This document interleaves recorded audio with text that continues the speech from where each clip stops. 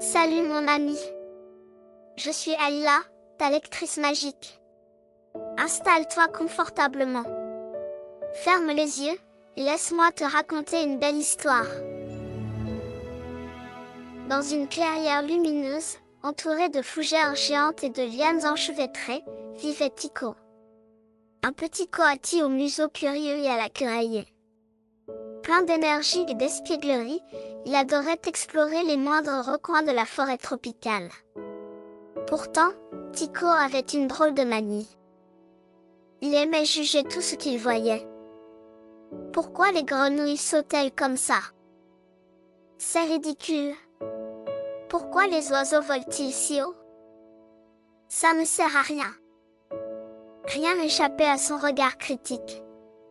Un matin, alors qu'il fouillait sous un grand acajou pour chercher des fruits tombés, quelque chose d'étrange attira son attention. Une paire de chaussures brillait doucement parmi les feuilles mortes. Elles avaient des lacets dorés qui semblaient bouger légèrement, comme animées par une vie propre. Tycho, intrigué, s'approcha prudemment. Gravé sur chaque semelle, il lut une phrase qui le fit rire. Pour comprendre, il faut marcher dans les pas des autres. Marcher dans les pas des autres? Comme si j'en avais besoin. Je sais déjà tout mieux qu'eux. Marmonna-t-il. Mais sa curiosité fut plus forte que lui. Il enfila les chaussures.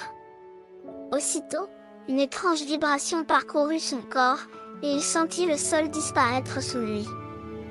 Quand il ouvrit les yeux, ses pattes avaient changé. Elles étaient palmées. Devant lui, un étang scintillait sous le soleil. Il avait pris la forme d'une grenouille. Au début, Tycho sautait maladroitement, trébuchant sur des pierres. Mais comment font-elles pour ne pas tomber tout le temps? Pestait-il.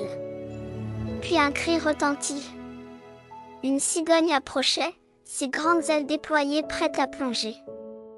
Instinctivement, Tycho bondit dans l'eau et se cacha sous une feuille flottante, retenant son souffle. Son cœur battait à tout rompre. Quand le danger passa, il réalisa combien sauter vite et se fondre dans l'eau était vital pour une grenouille. Peut-être que leur saut n'est pas si ridicule, murmura-t-il. À peine cette pensée formulée, les chaussures brillèrent à nouveau. Et Tycho sentit une autre transformation. Cette fois, il avait des ailes et un long bec.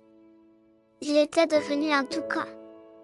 Le monde semblait différent vu d'en haut, mais son estomac gargouillait déjà. Il survola la forêt à la recherche de fruits, mais rien n'était à portée. Après des heures de vol, il trouva enfin un figuier. Épuisé, il comprit que voler demandait une force et une patience qu'il n'avait jamais soupçonnées. Peut-être que leur vie n'est pas si simple, pensa-t-il. Les transformations s'enchaînèrent. Tycho devint une fourmi, une paresseuse, et même un jaguar. En tant que fourmi, il dut travailler en équipe pour transporter une énorme feuille jusqu'à la fourmilière.